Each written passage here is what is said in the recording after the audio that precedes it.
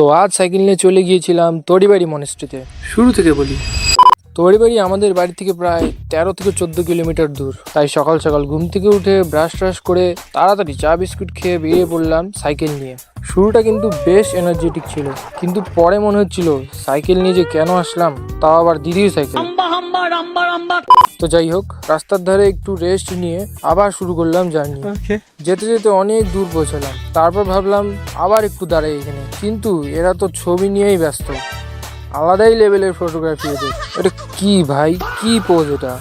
তারপর পাহাড়ের ঠান্ডা জলে একটু পাঠা ভেজানোর পর শেষে পৌঁছালাম আমাদের ডেস্টিনেশনে। ভেতরে ঢোকার পর হঠাৎ যেন সবকিছু থেমে গেল।